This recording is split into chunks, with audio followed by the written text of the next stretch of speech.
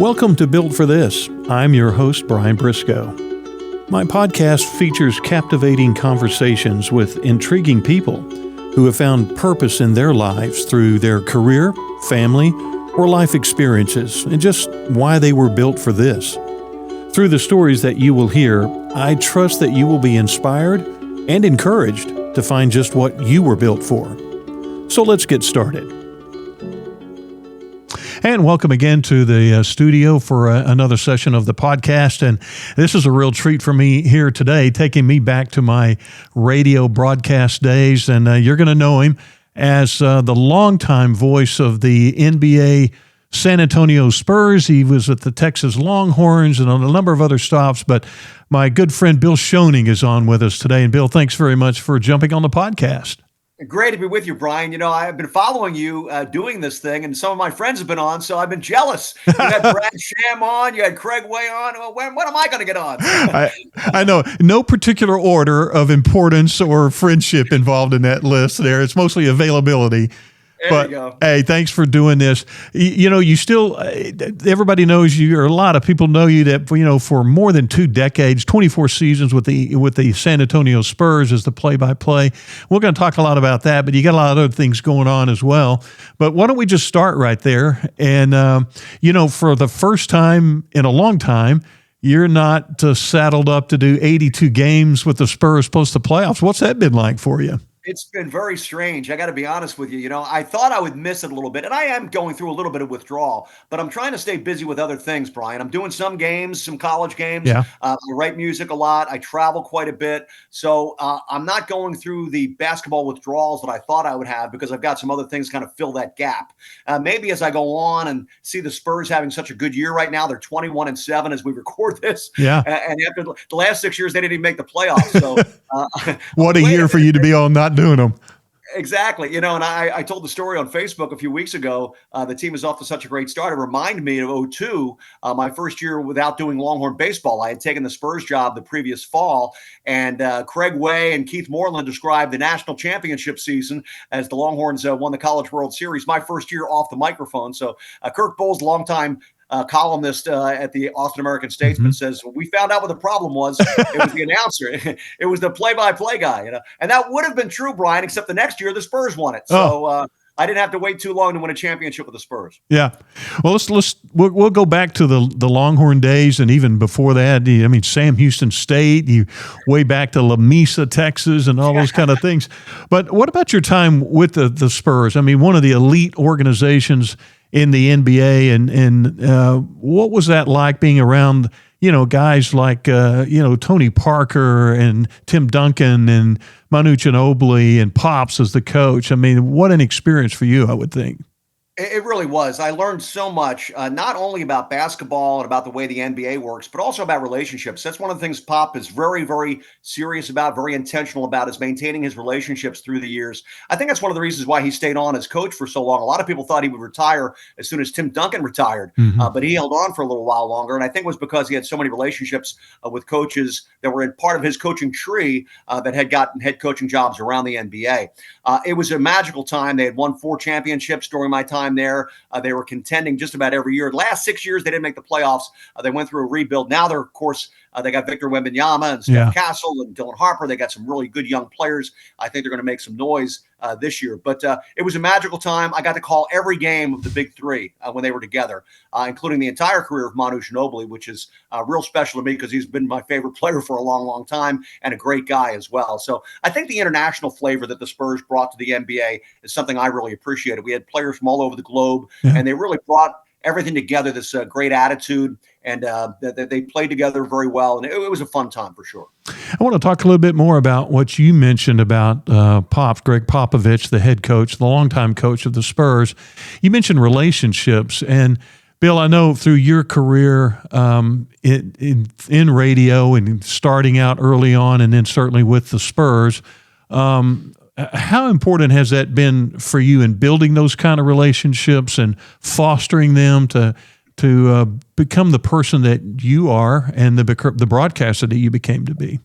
That's a great question, Brian. One of the things that I've always tried to do in this business is be fair to everybody. There are some people in our business that are pretty cutthroat. I mean, Yeah. it's a tough business sometimes. I mean, guys will apply for a job even if they're your best friend. You're going for the same job. I get that sometimes, but I've always tried to treat people the right way on the way up. And they say you'll meet those same people on the way down. Hopefully, I'm not going down. I just retired, so I'm in a pretty good spot right now. But I think relationships are very important, and especially in our business because we do so much connecting. And I met a guy named Andrew Ashwood who really was responsible for me going to the San Antonio Spurs. He was a longtime program director and became the main guy at Fox Sports Radio, the program director at Fox Sports Radio, kind of built that whole brand. And he was very, very adamant about relationships and being intentional. And he was a connector. He would introduce people all the time. I remember he knew Brent Musburger, so he wanted me to meet Brent Musburger. And he brought me right over to meet him. And Brent knew who I was, which surprised me a little bit. but just different things like that. So relationships, especially in our business, very, very important. I want you to talk a little bit more about, everyone who follows sports, or certainly the NBA, knows Greg Popovich and Pops, but his style is certainly a little different than you would see from some coaches. Very intellectual, mental type of a coach, knows how to connect with his players, knows how to get under the skin of other players on other teams. But what were your observations of just being around him and see how he managed and handled his players, because he was very loyal to his players who were loyal to him? Yes, he was. And you've heard stories through the years of guys who have left the organization that didn't have that relationship with the coach that they had with Pop. And they really got the feeling that he cared about them more than just as players, but as human beings. And I think that's really one of the central things of Pop's success, is that the players bought in because they could see that he was genuine in his care for them. And that's why he coached them for so long and had so much success. He always calls himself a Division III coach because he was a Pomona pitcher out in California for a long time. But he's a Division III coach that knows the X's and O's, but more importantly, I think knows how to get the most out of his players and have them play together. How did he elevate the use of international players? I mean, you get Tony Parker, obviously, and some of the big players that came in, Ginobili, that elevated not only the Spurs, but really the league in general. They were one of the first organizations, maybe the first, to really put a lot of money and effort into looking into foreign players from overseas. And they were able to uncover some real gems. You mentioned Tony Parker, who was a late first-round pick. Manu Ginobili was a late second-round pick. So they got a little lucky with those guys. I think they'll admit to that. But they saw the talent that was there, and I think they had more faith in some of the international players because, after the Dream Team in '92, we saw all these foreign countries really get interested in basketball. And the NBA had something to do with that because they have a thing called Basketball Without Borders. And for years, they still do it. In the offseason, players will go to Africa or go to Bulgaria or wherever and try to train coaches and young players on how to play the right way. Yeah. Well, let's talk about what's going on now. So that was 2 decades of your life right there. But you haven't exactly stepped away from the microphone. Talk a little bit about the opportunities at the collegiate level. You're getting a chance to do a little college sports along the way. Yeah, I told Mike Kikarulo, my old boss, when I retired from the Spurs, that it would be a semi-retirement. I was going to stay active, or at least try to, but I didn't actively pursue anything. I thought, I'll get some phone calls, and I did. So I did some high school football this year. I did. I'm going to end up doing about 20 college basketball games between UTSA and Texas State. I did a tournament up in Frisco not long ago. I want to keep my hand in it, Brian, but as I mentioned to Kick when I retired, I want to be going to the bench. I'm going to be a pinch hitter now. I'm not going to be in the starting lineup anymore. So therefore, I don't have to. I won't worry about getting Wally pipped. There's nobody going to take my place and go for the next 30 years or whatever. So I think I'm in a good spot. My wife loves to travel, so we went to Croatia and Slovenia this past summer, which was gorgeous, the Adriatic, and we're trying to figure out where we're going to go somewhere in Europe next summer. But, travel will be part of it as well. We also hit the national parks, Brian, and travel a lot in this country. And we have now hiked in 38 national parks. Wow. And it's really one of the most beautiful things in this world that we have is the national parks in the United States. And Ken Burns, the filmmaker, says that the national parks, in his opinion, are the best idea that we've ever had in this country. And if we can protect those lands and see these beautiful places from sea to shining sea, it makes you proud to be an American when you see these beautiful places. And you mentioned Ken Burns, one of the great documentary filmmakers of all time. not only in sports, but anything. And I followed some of your travels about the national parks. What is it about, and I do want to talk about your international travels because, as a broadcaster at your level, you've traveled a lot with the Spurs, certainly in the States, but even internationally. What is it about you find about yourself, Bill, when you get out into nature in the national parks? I know you like to hike a lot. Yeah. What do you discover about yourself when you're out in those atmospheres? Well, I think part of the reason why I'm so attracted to the national parks and the lakes and the mountains and this beauty is because I grew up in the inner city. Mm-hmm. I grew up in Philadelphia, PA, kind of in the hood, So, a lot of concrete. Yeah, concrete and basketball. We had chain links on the basketball nets. Yeah, exactly. So growing up in the neighborhood like that, and then you get a chance to see some of these places. And my favorite place is Glacier Park in Montana, Glacier National Park in northern Montana, which is just gorgeous. And my wife, same way. She's from the inner city, so we just really enjoy seeing nature. And I think that it brings out the pride of being an American when you see these beautiful places and you're able to go out there and experience them. Also, it's healthy to go out there and walk a little bit and get out in nature. So I'm in my, close to late 60s now. So I think staying active is going to be very important moving on.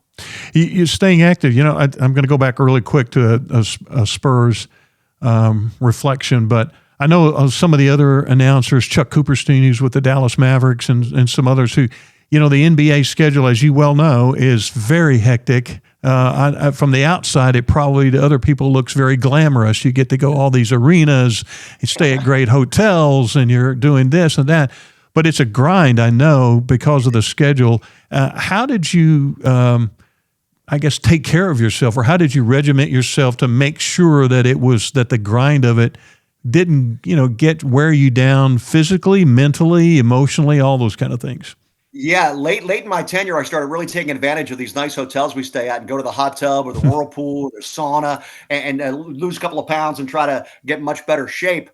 Because as you mentioned, it is kind of a grind. I always compared it to a roller coaster. You strap yourself in at the beginning of the year and then you get ready. You're going to have some ups and downs, some twists and turns, some stops, and then you get back on. So it's pretty much a whirlwind for 7 or 8 months or however long the season goes. When you make a playoff run, you go all the way to June. So I think that, mentally you go game by game. You can't worry about doing 82 games at once. You just got to prepare for each and every game. And as you know, Brian, being a broadcaster yourself, the prep work really takes a lot of work. It's a lot of homework. And if you're going to be a good broadcaster, a good play-by-play guy, you got to put the work in for preparation.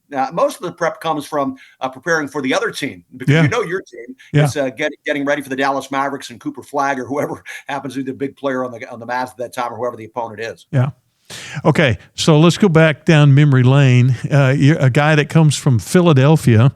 When did you feel like that, I think what I'm really made to be someday in my life is a radio broadcaster, a storyteller of what's going on, and that people might listen through this box called a radio. When did you discover that that's your life passion? Well, I had a passion for radio from the very beginning. I remember when I was a kid, I would listen to the AM transistor. I always had a little earbud in, and it was top 40 during the day, right, Brian? And then at night, it was the ball games. And I remember falling asleep in my room one night listening to Byram Sam, who, by the way, is a native of Fort Worth, Texas, and went to TCU. Wow. But he spent basically his entire broadcasting career in Philadelphia. He was the voice of the Philadelphia A's and then the Phillies after that. And I grew up listening to him, and he had a kind of a melodic voice. And I remember one night he was doing a game in San Francisco. I was about 10 years old, and they were broadcasting from Candlestick Park in San Francisco. Oh, yeah. This is what I want. I want to fall asleep. I want kids to fall asleep listening to me the way I'm falling asleep listening to Byram Sam. So from a very young age, I knew what I wanted to do, and that was a real advantage for me. So somehow you find your way to Texas, La Mesa, Texas. And early on to start some radio career, but eventually, well, talk a little bit about that. What was that all about, and how did you end up getting there? Do you remember Radio and Records magazine, Brian, by the way? I don't know if you do or not, but in the back of Radio and Records magazine, which came out once a week, they had job openings. So I was always kind of perusing for the job opening, looking for a sports job. And there was an ad that said, "Do you eat, breathe, and sleep sports and want to pay your dues?" And I'm like, yes, and yes. Uh-huh. And it was in La Mesa, Texas. I had to look it up where it was. Of course you did.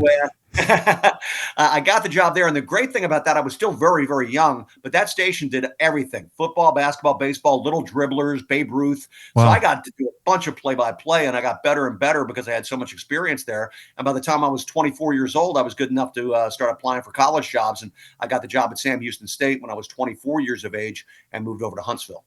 Okay. And you probably get this question a lot. Or have had it asked you a lot. People or young broadcasters wanting to break into the business. How do I do it? Bill, how did you do this kind of thing? And maybe they see themselves wanting to jump right out of college to an NBA job or something like that. But how beneficial were those days and that time at La Mesa where you did everything at the station? It was the foundation. It was the basis, and my wife wasn't real happy because I didn't spend a lot of time at home. I was at the station a lot. And as you know, Brian, in small market radio, you don't do just sports. No. You got to spin records and do news and record commercials and do everything else at the station. As you mentioned, in small market radio, you wear a lot of different hats. So I think because I got so much experience doing so many different things that I felt like I was a really well-rounded broadcaster by the time I got to Huntsville and KSAM, where I had to continue doing news, by the way. I covered the prison system for 6 years. And I've told the story many times, but I was introduced as the voice of death in Texas at an AP convention one time. And I said, I don't want to be the voice of death. I'd like to be the voice of a sports team. Sure. But eventually in 1989, a guy named Tom Dorr hired me at KLBJ in Austin, and I got my first full-time sports job. For the first 10 years of my career, I always had to do something else, news or spin records or commercials or whatever. Now I finally had a position where I could just concentrate on covering sports. And I'm going to just pause a moment and reflect, tell our listeners and viewers that your reference to the voice of death, Sam Houston State University, located in Huntsville, Texas, where the big penitentiary is. And so you covering the news there, sports, and then what goes on at the state penitentiary. But okay, so yes, you do get a big break to go to Austin, a chance to work at a radio station there. All of a sudden, and I know eventually you're working with the great Craig Way, or actually Craig's working with you at the University of Texas on the Longhorns. And what was that like covering the Longhorns? It was so much fun to have Craig come down with me. Yeah. He didn't actually move to Austin until 97. So he was my analyst for about 5 years while he was still at KRLD in Dallas. Right.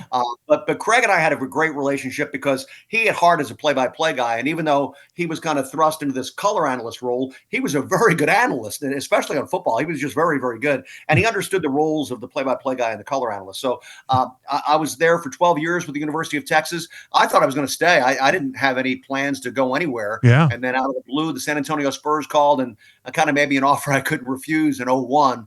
And that started my tenure with the Spurs. That last year, though, I was still doing Longhorn football. So I missed a couple of Spurs games that first year because I had conflicts. Unlike Craig Way, Brian, I can't be in two places at one time. Yeah, what about that guy? I can't, right?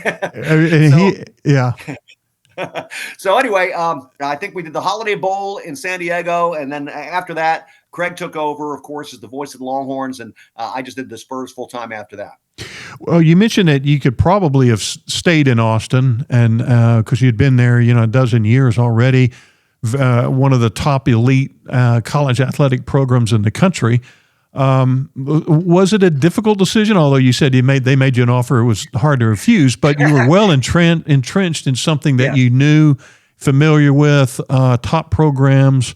What was going through at your time, your family, trying to decide, do we do this?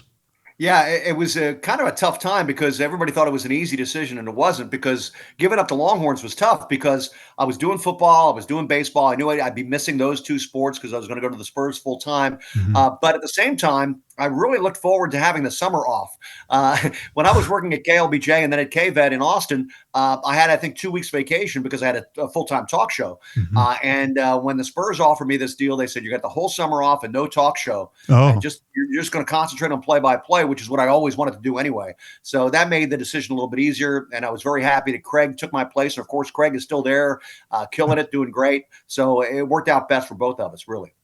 Well, Bill, you've done so much from the play-by-play standpoint, or what is it that you see as a storyteller, whether you're on television or radio, and you're trying to pass along what's going on the basketball court or whatever the venue might be for you? What are the attributes that you think you have as a storyteller that has enabled you to portray, what people are listening to or seeing that makes them want to connect to that team or that atmosphere? Well, I think the hidden word is passion. Yeah. You have to have a passion for what you do, and I've always had that. And I learned that in 1985. I was at an AP convention, a sports convention, and Ron Franklin, the great late Ron Ron Franklin, Franklin. was giving the speech, and he said something that really stayed with me. I was doing Sam Houston State at the time, but he said it doesn't matter if you're doing a high school game or a junior college game or the Texas Longhorns, the NFL.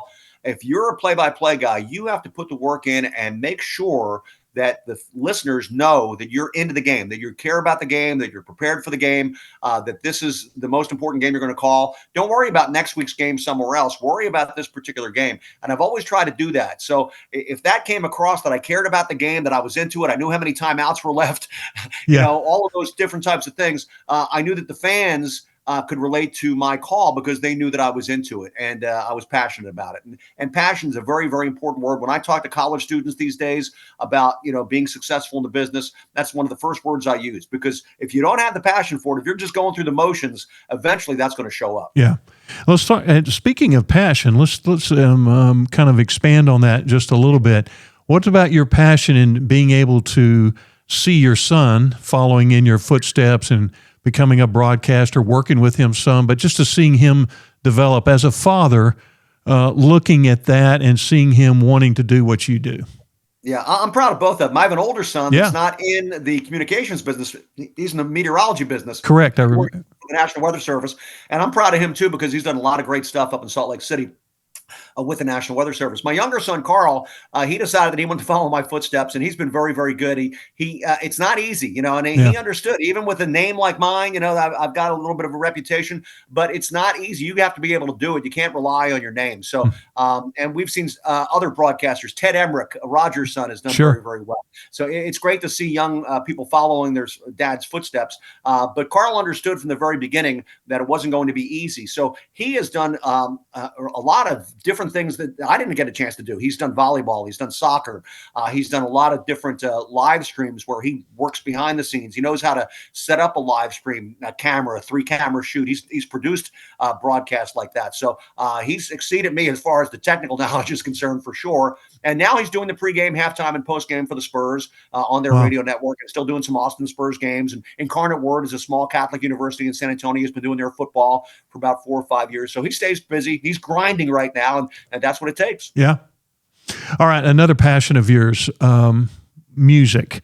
And I know where did that start? That has to be early on. You're a story writer, you're a songwriter, you're a recorder, but where did your passion come for music early on? I think growing up in Philly as a kid, I listened to a lot of soul music. Back then, Teddy Pendergrass was the lead singer of a band called Harold Melvin and the Blue Notes. And I remember going up to Charlie's Records on Willen Avenue for 85 cents and buying singles. Back before he bought albums, remember buying singles. Absolutely. I'm showing my age here, Brian. Yes, you are. 67 years old.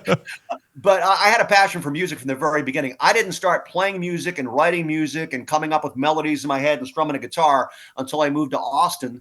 And as you know, when you move to Austin, there's a rule: you must get a guitar. Absolutely. It's part of the deal. Yes, the music capital of Texas.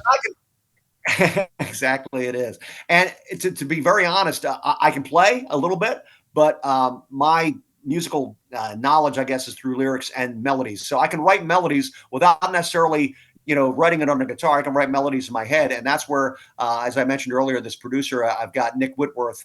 He's really a musical savant. He can play just about any instrument. He's got a beautiful studio, and he's good friends with me. And then we collaborate on a lot of songs. I've written about 35 songs so far. Nick's written a few with me, and we're working on some new stuff here in the next couple of months. What's your inspiration, Bill, behind some of these songs, these melodies, or is it your life travels or thinking about things that's coming to you?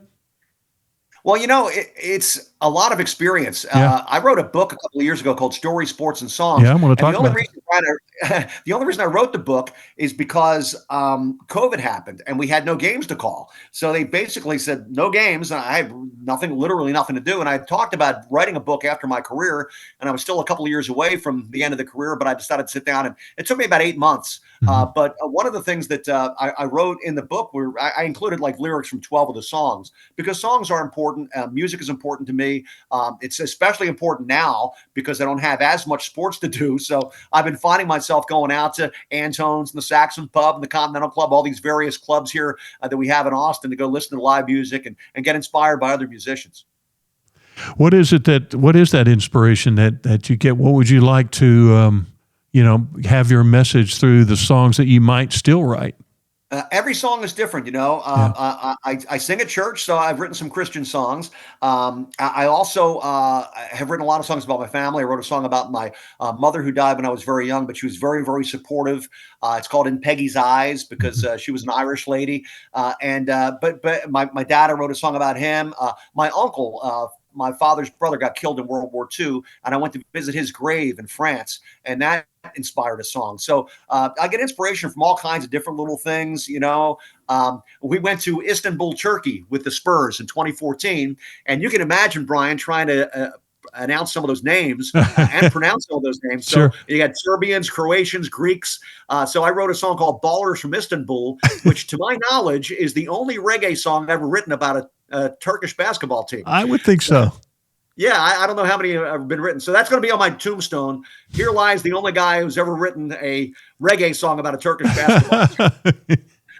All right, back to your book for a minute.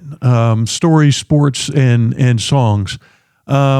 What do you weave through there in your life messaging that you're hoping that people to kind of pull away from that? Well, a couple of things. One is just because you grow up poor and not with a lot of money doesn't mean that's the end of the line. In fact, I had a blessed childhood, even though we didn't have a lot of money and grew up in the city, because I grew up literally right around the corner from a large recreation center. Mm. So I was playing sports all day long, you know, from the time I was a little kid. And that's a big part of my story. Instead of writing one long story, I decided to write 101 short stories because a lot of these things that happen to me in my life are some are humorous. In small market radio, a lot of funny things happen, Yep. and in the NBA, a lot of funny things happen as well. So the stories basically, it's not a hilarious book. There are some funny stories in there, but I think what I try to do is just make it relatable and make the stories easy to read because it's kind of like a Reader's Digest version of it. The stories are short and a little bit more easy to digest. All right, I want you to talk a little bit about getting to know players and their stories. And when you're with a team like the Spurs, or even the Longhorns back then, but you mentioned you covered you did basketball and football, and there was baseball. But when you were at the Spurs, and travel and be around these 12 or 15 guys all the time, day after day after day, what did you try to, or what specific effort did you make, I guess, to try to learn something about each of them that made them tick or made them unique? Brian, as you know, when you interview someone, at least for me, I don't like to get right to the X's and O's. I like to learn a little bit more about the person, where they're from. We had so many international players that I thought all of them had interesting stories. Yeah. We had a guy named Marco Bellinelli from Bologna, Italy. So anytime I talk to Marco, before we talk basketball, we talk about wine or food or travel or that region or where, you know, if we go to Bologna, can we see, you know, those sorts of things. And I think the players really appreciated that because you're showing interest in their home country and their hometown or whatever. And not just the international guys, but all the guys. So any player that I talk to, or coach, I try to get them to learn a little bit more about them. You know, like in our visit, you asked me what kind of got into my brain when I was young to want to do this. And the same thing with basketball players, whether they're from the States or from another country, because, you know, everybody has their own little different experiences. And what I used to like doing too was interviewing journeymen, guys that had been around the league for a while, that had paid some dues, that had gone overseas. You know, it's easy to talk to a player that's got all this talent, but these guys that really are grinders, that's where I think you really find some great stories. These people that had to go overseas and didn't, you know, miss paychecks. Matt Bonner, one of our players, his first year in professional basketball, he was in Italy, and I think the last 3 months of the season he didn't get paid. Yeah. So, just stories like that you hear, you think, oh, that can't happen, but it actually can.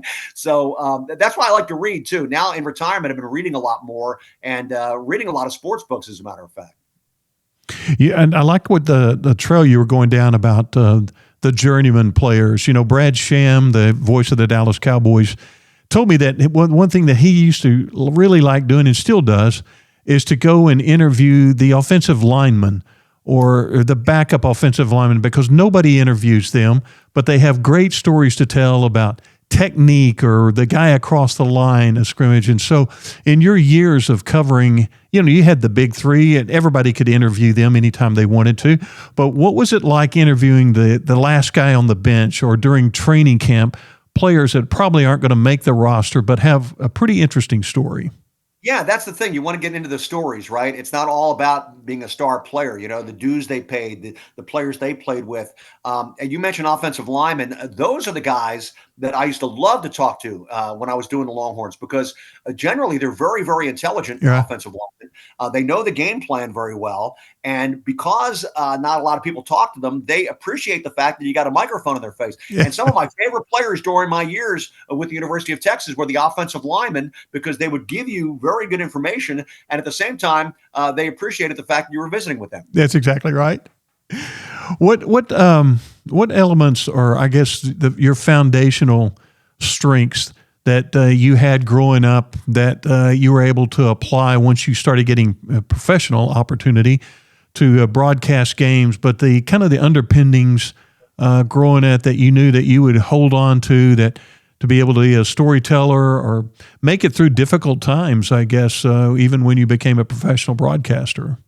I always had a curiosity, I think, Brian, of learning about other things, because if you continue to learn, one of the things about travel is a great quote from Mark Twain. It says, "Travel removes prejudice." When you travel, you see people that are in different cultures, that have different skin color, that have different religious beliefs, or whatever they are. But I think you can always learn from what other people are doing and the way different customs work.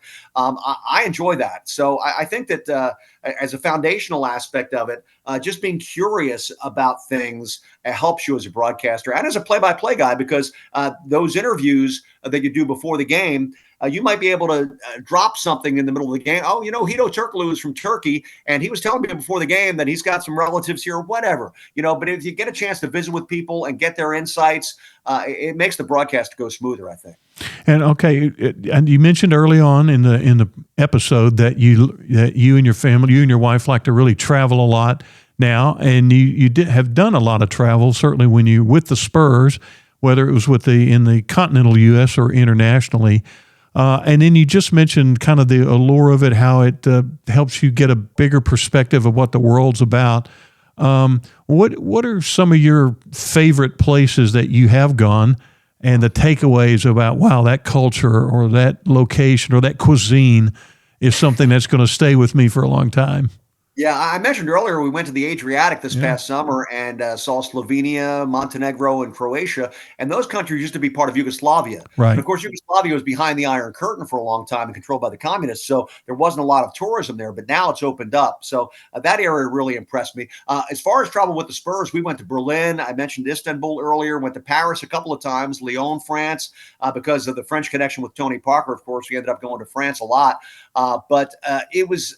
Every time we went over there, it seemed like there was more and more interest. Mm-hmm. And what I've seen in my 24 years in the NBA from 01 to 25 was the international interest in basketball. Really, it's amazing. I remember going to Memphis, and these two guys came up to me, Vacek and Yolak. And Vacek and Yolak came up to me, and they said they listened to me online. They listened to the Spurs games in Krakow, Poland. Wow. So yeah, it's just amazing how small the world has gotten, and basketball has had a lot to do with that. What about that? And a little bit more about that international connection. Maybe the NBA, more than any league, is kind of shrinks the world down much smaller because of the players that are coming internationally. Of course, the Dallas Mavericks have experienced and got to experience Dirk from Germany for so many years. But what are the positive aspects that you saw, and you got to see it up close, that the NBA has had on bringing our world closer together and cultures together just by having games and bringing these different players together? Yeah, I think that the American culture in basketball has kind of grown now. You see these basketball courts popping up in places. As I mentioned, I was in Montenegro this summer, and we're just driving by this little area, and there was a basketball court out there, and you could tell that the basketball court is relatively new because they had a soccer stadium there, a soccer field, but the basketball court was just kind of put up, Yeah. and more people are playing basketball. It's not expensive. You don't need a lot of people to do it. If you can get a basket up, you can play. So I think that basketball will continue to grow as you look at this big world getting smaller and smaller. Now there's efforts to bring more and more basketball to Africa. So the Basketball Without Borders program that I mentioned earlier, I think every summer now they go over to Africa to try to develop players and teach them the game. You mentioned, speaking of international players, that maybe one of your all-time favorite Spurs is Manu Ginobili. What was it about him? I mean, anybody that watched him on the court saw his passion, his effort. But what about personally for you and the connection you had with him? Yeah, I think that one of the things I really loved about Manu is he was real. And when we went overseas and when we went anywhere in the NBA, there was always Argentina folks because he won the gold medal with Argentina in '04, and that kind of solidified his reputation as a national hero, really, in Argentina. But he would always take the time, as long as he had the time, to sign autographs, shake hands, kiss babies, pose for selfies, do all those sorts of things before he went back in the locker room before a game. And I watched him, I observed him do that, and he did it on a very consistent basis. He tried to give the fans as much as he could before he had to go back in the locker room. Let's pick your brain a little bit about the up-and-coming, aspiring Bill Schoening's wannabes in the broadcast booth.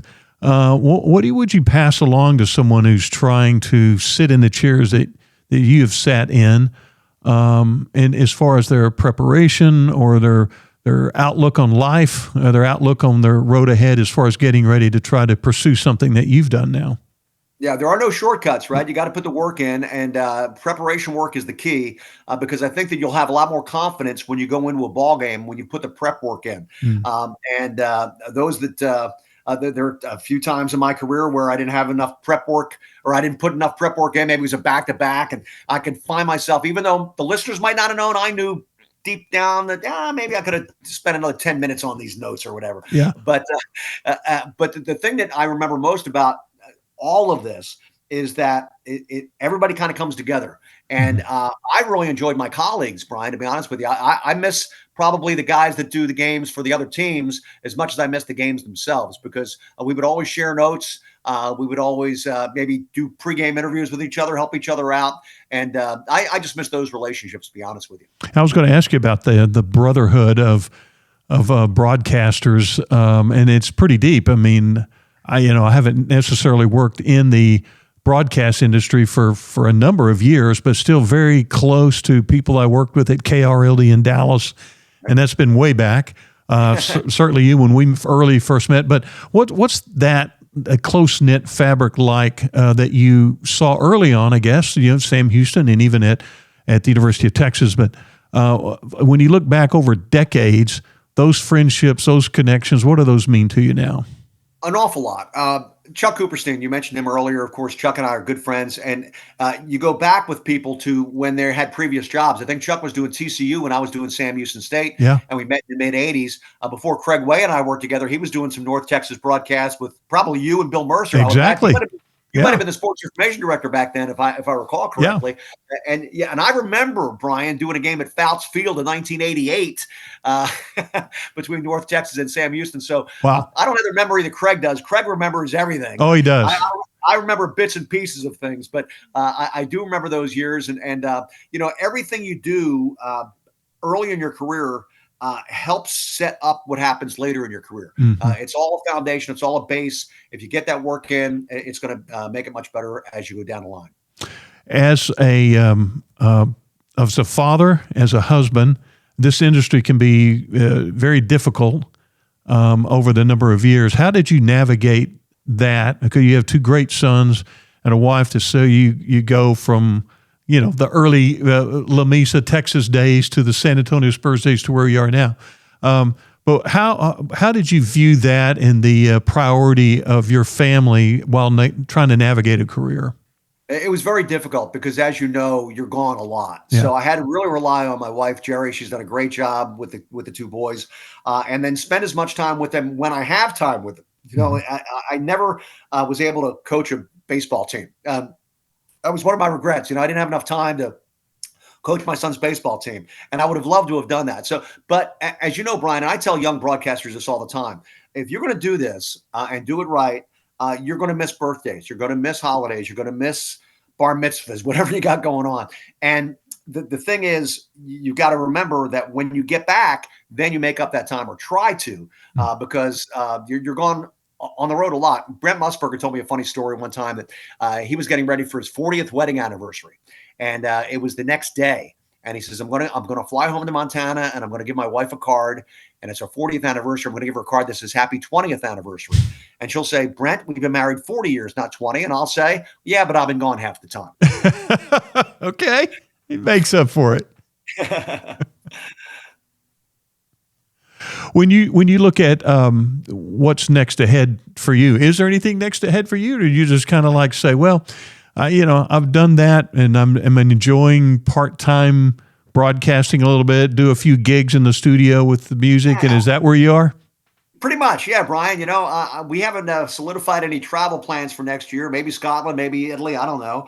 And if someone calls and says, "Hey, Bill, do some baseball games for me next weekend," I might show up and do those games. As I mentioned earlier, I've got a couple of songs that I need to go in the studio and record. They're already written. It's just a matter of getting into the studio and doing them. So I've got other projects. I'm doing a stage show in New Braunfels, believe it or not, with Sean Elliott. Oh, wow. In May with the Coyote. We're going to do the guy that used to play the Coyote is quite a character, Rob Wycall. So the three of us will go up there and just tell stories for 2 hours at Brontex Theater, New Braunfels. But little things that I'll probably bring a guitar, maybe play a couple of songs, or bring one of my musician friends with me to do a couple of tunes. But it's stuff like that. Just keeping our hand and doing a few things here and there. But any project I take on now is something that I'm going to want to take on, not something I have to take on.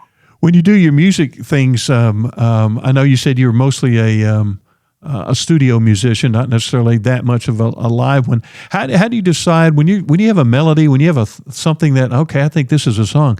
How do you decide what instruments you might need and who I need to bring in on this that's really going to flesh this out and make this full and get the message across what we want?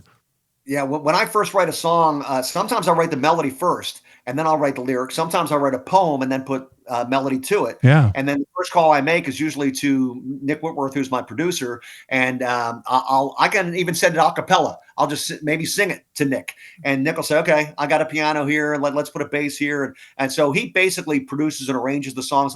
I might have, like this last song I wrote. It's an R&B tune. Yeah. It's called "Your Phone Won't Be Ringing." Right? It's not a deep song. It's a fictional breakup song, is what it is. But as soon as I wrote it, I had the sax. I gotta get a Yeah.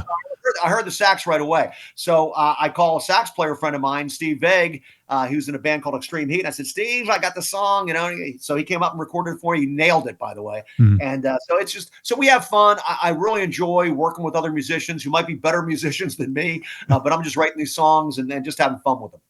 Bill, we started off talking about the 82-game San Antonio Spurs NBA season, the grind of that, and how you have to stay committed to that so much. What if have you felt some kind of a freedom or a new discovery of yourself now that you're not doing that, even though that was some great years, that now you've got all of this creative time to do this and that, and it's a new Bill Schoening? Yeah, well, I appreciate that, Brian. I've got a smile on my face. I've got a good life here in Austin, and I've got some good friends too. I'll go see a musician friend play a gig tonight. I just want to go listen to more music and expand a little bit. But sports has always been so important to me, and it still is. I'm still wanting to go out and call some games, but not having to do it. Not knowing that I've got 4 games next week and I got to fly out to LA. It's kind of a relief knowing that I don't have that heavy schedule anymore. So I guess no regrets when you look back on your career of anything? No, none at all. My only regret is that the Spurs are off to such a great start. Not really. I'm pulling for them every game, and I hope they go all the way. Seriously, this year, just like the Longhorns did in baseball the first year I wasn't with them. But no, it's been fun to watch them grow, and I'm enjoying just doing some other things. Just being able to kind of expand my horizons a little bit. Well, Bill, you're a very creative guy, calling all the sports for all those years and now writing a book and your music. You're an inspiration to a lot of people, love your energy. And so just keep doing what you're doing. And I really appreciate you being on the show today. Thanks, Brian. A real pleasure. Thanks for having me. All right. Thanks for joining me on this episode of Built for This. Be sure to follow Built for This on your favorite listening platform and share it with a friend. Join me on the next episode when I will share entertaining stories of inspiration, encouragement, and purpose-driven experiences. What are you built for? Built for This is produced and recorded by Heart Media DFW.